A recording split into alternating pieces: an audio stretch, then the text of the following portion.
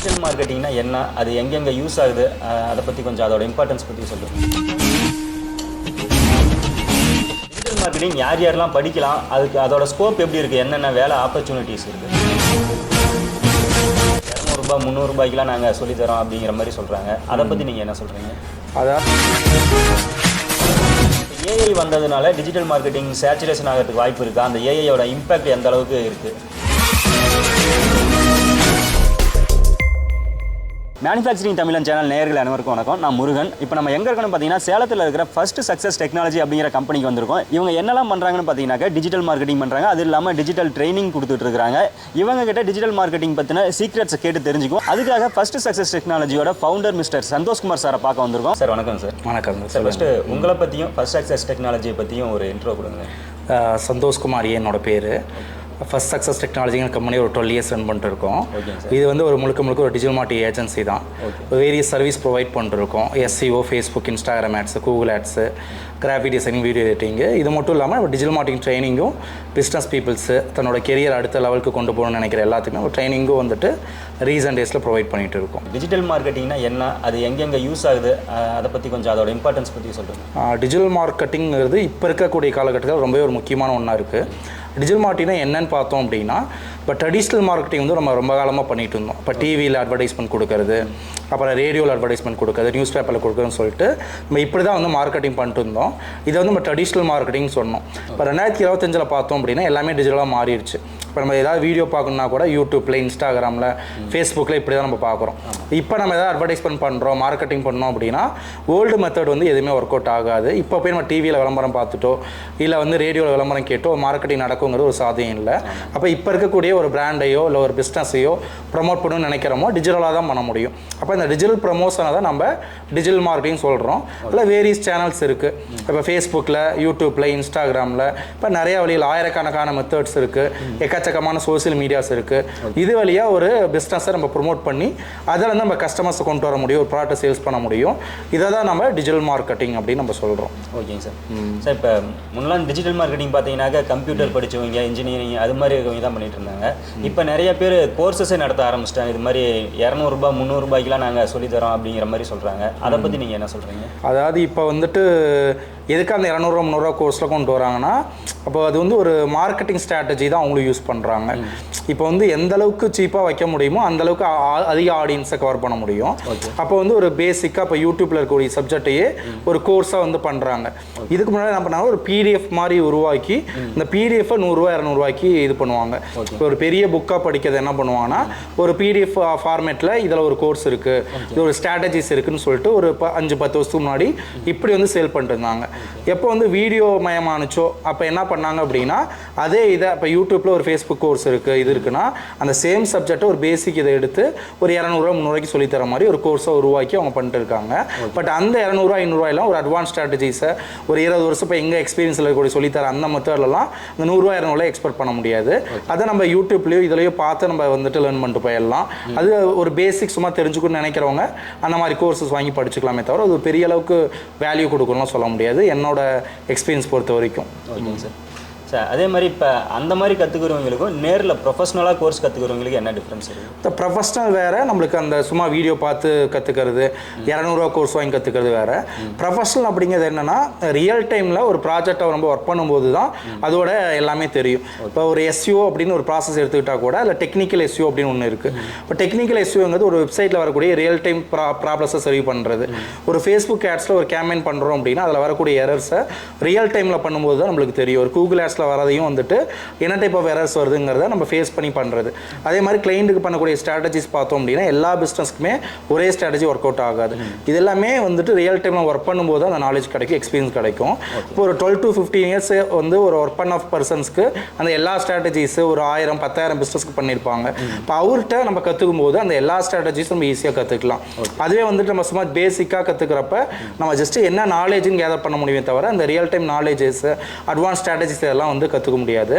என்ன பொறுத்தவரைக்கும் ஒரு 15-20 இயர்ஸ் எக்ஸ்பீரியன்ஸ் இருக்க ஒரு பர்சன்ட்டை கற்றுக்கிறதும் ஒரு 500 ரூபா கற்றுக்கிறதுக்கும் ஒரு பெரிய அளவுக்கு யூடியூப்பில் பார்த்துக்கிறதுக்கும் நிறையா டிஃப்ரென்ஸ் இருக்குது. ஓகே. சார் இப்போ டிஜிட்டல் மார்க்கெட்டிங் யார் யாரெல்லாம் படிக்கலாம், அதுக்கு அதோட ஸ்கோப் எப்படி இருக்குது, என்னென்ன வேலை ஆப்பர்ச்சுனிட்டிஸ் இருக்குது? படிக்கலாம்னு சொல்லலாம். இப்போ பிகாம் முடித்தவங்க, பிஎஸ்சி மேத்தமெட்டிக்ஸ் முடித்தவங்க, சிவில் முடித்தவங்க சொல்லிட்டு எல்லாருமே கற்றுக்கலாம். அப்போ வந்து இப்படி லிமிட்டேஷன்ஸ்லாம் கிடையாது, இந்த டிகிரி முடித்தவங்க தான் படிக்கணுன்ட்டு. ஏஜ் ஃபேக்டர்ஸ்லையும் பார்த்தோம் அப்படின்னா 40 இயர்ஸ் ஓல்டு, 30 இயர்ஸ், 20 இயர்ஸ்னு சொல்லிட்டு எந்த ஒரு ஏஜ் ரெஸ்ட்ரிக்ஷனும் கிடையாது. ஏன்னா வந்து இப்போ ஸ்கூல் முடித்தவங்க கூட இப்போ டிஜிட்டல் மார்க்கெட்டிங் பண்ணுறாங்க. இப்போ அவங்களாம் யூடியூப் சேனல் வச்சுருக்காங்க. உங்களுக்கே கேள்விப்பட்டிருக்கீங்க, எத்தனையோ சின்ன பசங்களாம் ஸ்கூல் போகாமே யூடியூப் சேனல், ஆமாம், குழந்தைங்களே வந்துட்டு பார்த்தோன்னா வேசெல்லாம் போட்டு யூடியூப் சேனல் வச்சுருக்காங்க. அப்படிங்கிறப்ப டிஜிட்டல் மார்க்கெட்டிங் பொறுத்த வரைக்கும் எந்த ஏஜ் ரெஸ்ட்ரிக்ஷனோ அதே மாதிரி எந்த ஒரு இதுவுமே கிடையாது. ஒரு சப்ஜெக்ட், இந்த சப்ஜெக்ட் முடித்தவங்க, இந்த டிகிரி முடித்தவங்க தான் படிக்கணும் அவசியம் இல்லை. அதே மாதிரி ஒவ்வொரு கம்பெனிஸ் வந்துட்டு இப்போ அது ஏஜ் ரெஸ்ட்ரிக்ஷன் ரிமூவ் பண்ணுறாங்க. 40 இயர்ஸ் இருக்கவங்களுக்கு ஜாப் கொடுக்குறாங்க, 45, 35ன்னு சொல்லிட்டு கொடுக்குறனால எல்லாருமே வந்து தாராளமாக படிக்கலாம். அதே மாதிரி பார்த்தோம் அப்படின்னா இது இருக்குது நம்மளுக்கு ஃப்ரீலான்சிங் ஆப்பர்ச்சுனிட்டி டிஜிட்டல் மார்க்கெட்டிங்கில் இருக்கிறனால ஜாப் தான் போகணும் அப்படிங்கிற கம்பல்சரி கிடையாது. இது வந்து பார்த்தோம் அப்படின்னா எல்லாருமே வந்துட்டு ஜாப் போகாமல் ஃப்ரீலான்சிங் மாதிரி ப்ராஜெக்ட் எடுத்து கூட ஒர்க் பண்ணுறனால ஒரு 50-55 வயசு இருக்கிறவங்க கூட ஜாப் போக முடியாது, ரிட்டையர் ஆகி வீட்டில் இருக்காங்க அப்படின்னா அவங்களாம் ஃப்ரீலான்சிங் மாதிரி எடுத்து பண்ணலாம். ஹவுஸ் ஒய்ஃபாக இருக்கிறவங்க ஜாப்பே போக முடியாது, குழந்தைங்க இருக்காங்க, வீட்டில் பார்த்துக்க தான் முடியும்னா அவங்க தன்னோட ஃப்ரீ டைம்ஸில் ஃப்ரீலான்சிங் ப்ராஜெக்ட் எஸ்இஓவோ, ஃபேஸ்புக் ஆட்ஸ், கூகுள் ஆட்ஸோ எடுத்து ஃப்ரீலான்சிங் மாதிரி ப்ராஜெக்ட்ஸ் எடுத்துகிட்டு பண்ணலாம். சார் இப்போ டிஜிட்டல் மார்க்கெட்டிங் பார்த்தீங்கன்னா இந்த ஒரு 2 வருஷமாக நல்ல பீக்கில் இருக்குது. இப்போ ஏஐ வந்ததுனால டிஜிட்டல் மார்க்கெட்டிங் சேச்சுரேஷன் ஆகிறதுக்கு வாய்ப்பு இருக்கா? அந்த ஏஐயோட இம்பாக்ட் எந்த அளவுக்கு இருக்குது? பொதுவாகவே வந்து பார்த்தோம் அப்படின்னா எந்த ஃபீல்டுமே சேச்சுரேட் அப்படிங்கிறது கிடையாது. அது வந்து எக்ஸ்ப்ளோர் ஆகுது, எவால்வ் ஆகுது அப்படின்னு நம்ம சொல்லலாம்.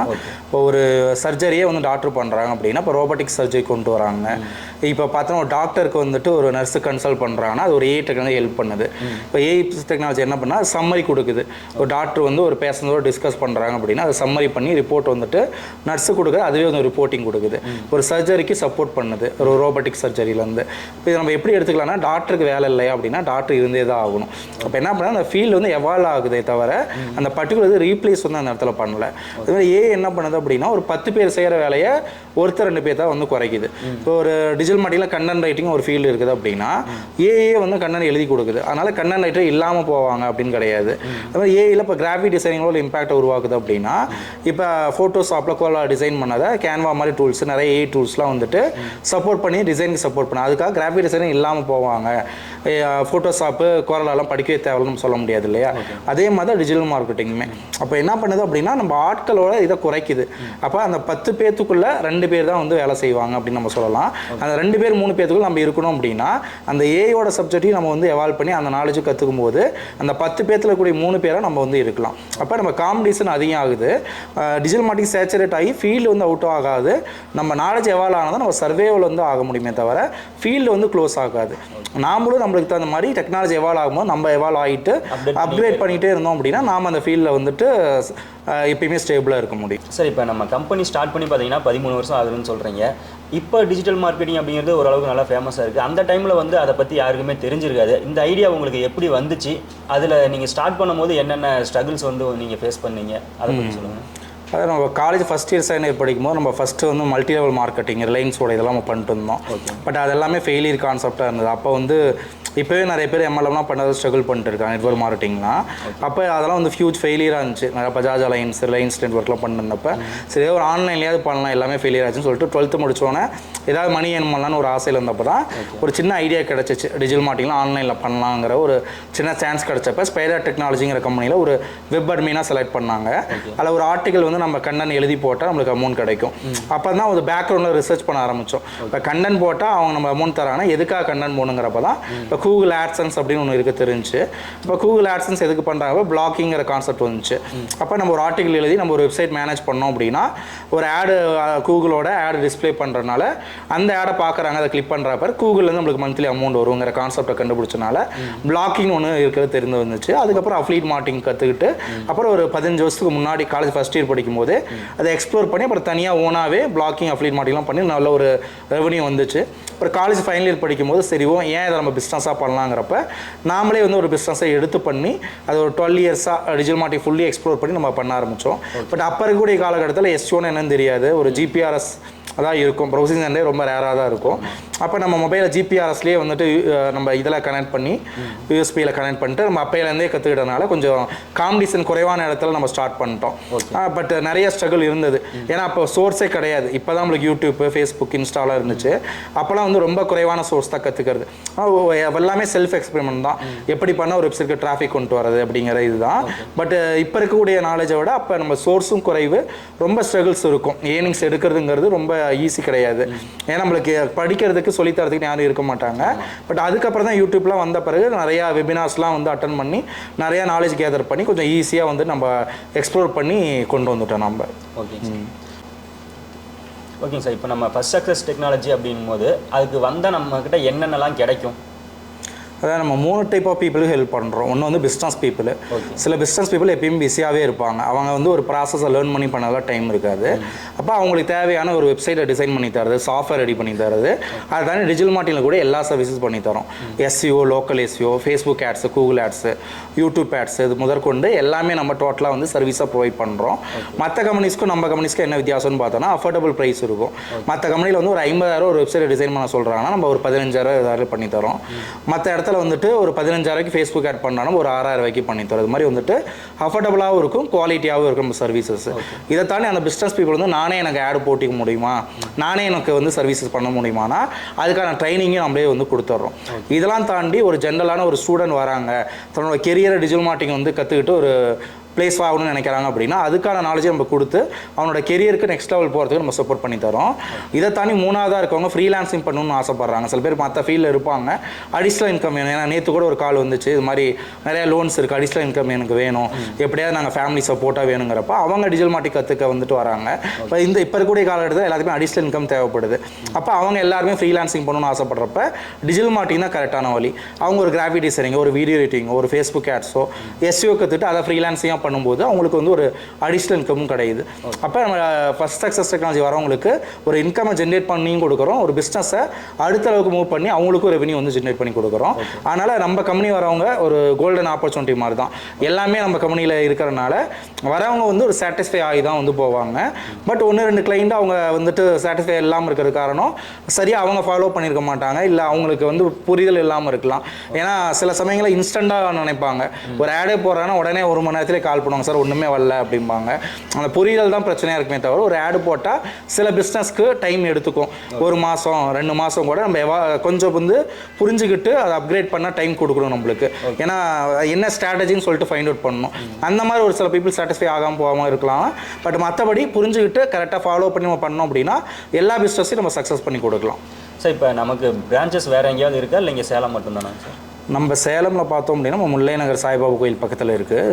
எல்லாத்துக்குமே எங்கள் ஜங்ஷன்னாவே நம்ம கம்பெனி தெரியும். இப்போ நம்ம கோயம்புத்தூரில் பார்த்தோம்னா ரீசெண்டாக ஒரு 3 months பிஃபோர் தான் ஸ்டார்ட் பண்ணோம். அது பார்த்தோம்னா நம்ம ஹோப்ஸ் காலேஜ் பஸ் ஸ்டாண்டே இருக்குது. வாக்கபிள் டிஸ்டன்ஸ் தான். பஸ் ஸ்டாண்ட் இறங்கணும் கொஞ்சம் முன்னாடி போனீங்கன்னா ரைட் சைடில் வந்து ஒரு பில்டிங்கில் வந்து நம்ம புதுசாக ஸ்டார்ட் பண்ணியிருக்கோம் ஹோப்ஸ் காலேஜில். அங்கே வந்து நம்ம முழுக்க டிஜிட்டல் மார்க்கெட்டிங் ட்ரைனிங் மட்டும் ப்ரொவைட் பண்ணுறோம். சேலமில் மட்டும் தான் நம்ம சர்வீசஸ் ப்ளஸ் ட்ரைனிங் ரெண்டுமே போயிட்டு இருக்குது. கோயம்புத்தூர் பிரான்ச்சஸில் முழுக்க ட்ரைனிங் மட்டும் போயிட்டு இருக்குது. அதனால் யாராவது வந்து ட்ரைனிங் அட்டன் பண்ணணும் கற்றுக்கணுன்னா நம்ம கோயம்புத்தூர் பிரான்ச்சை தாராளமாக வந்து ரீச் பண்ணிக்கலாம். சார் இப்போ புதுசாக யாராச்சும் டிஜிட்டல் மார்க்கெட்டிங் கற்றுக்கணும், இல்லை கற்றுக்கிட்டு புதுசாக ஏஜென்சி ஸ்டார்ட் பண்ணணும் அப்படின்னு நினைக்கிறவங்களுக்கு நீங்கள் சப்போர்ட் பண்ணுவீங்களா? கண்டிப்பாக கற்றுக்கிறவங்க மட்டும் இல்லை, சில பேர்லாம் ஏஜென்சி ஸ்டார்ட் பண்ணலாம். இப்போ என்ன மாதிரி ஸ்டார்ட் பண்ண ஆசைப்பட்றாங்க. இப்போ நம்மகிட்ட படித்த ஸ்டூடெண்ட்ஸ் கூட நிறைய பேர் மயிலாடுதுறை, சென்னை, கோயம்புத்தூரில் நிறைய பேர் இப்போ ஏஜென்சி ஸ்டார்ட் பண்ணி சக்ஸஸ்ஃபுல்லாக ரன் பண்ணிட்டு இருக்காங்க. அவங்க சர்க்கிளில் இருக்கக்கூடிய ஃப்ரெண்ட்ஸு, பிஸ்னஸ் பீப்புளுக்கே ஸ்டார்ட் பண்ணி இப்போ இனிஷியேட் பண்ணி சக்ஸஸ்ஃபுல்லாக வந்துட்டு டிஜிட்டல் மார்க்கெட்டிங் செஞ்சு கொடுத்துட்டு இருக்காங்க. இது மட்டும் இல்லாமல் நம்ம ஸ்டூடெண்ட்ஸு இல்லை ஸ்டூடெண்ட்ஸ் இல்லாதவங்க யாராவது ஏஜென்சி ஸ்டார்ட் பண்ணணும்னு ஆசைப்பட்டால் கூட என்னை கான்டாக்ட் பண்ணலாம். இதை தாண்டி வந்துட்டு பிஸ்னஸ் பீப்புள் கற்றுக்கணும், இல்லை வந்துட்டு கெரியருக்காக கற்றுக்கணும்னு நினச்சிங்க அப்படின்னா என்னோட கான்டாக்ட் நமக்கு ரீச் பண்ணியோ, இல்லை சேலம் கோயம்புத்தூராக இருந்தீங்கன்னா டேரெக்டாக கூட வந்து பார்த்துட்டு எங்ககிட்டே வந்து லேர்ன் பண்ணிக்கலாம். ஓகேங்க சார். இப்போ டிஜிட்டல் மார்க்கெட்டிங்கை பற்றி நிறைய ஐடியாஸ் கொடுத்துருக்கீங்க, நாலேஜ் கொடுத்துருக்கிறீங்க. அதே மாதிரி நிறைய பேருக்கு சப்போர்ட் பண்ணுறேன் அப்படின்னு சொல்லியிருக்கிறீங்க. ரொம்ப நன்றிங்க சார்.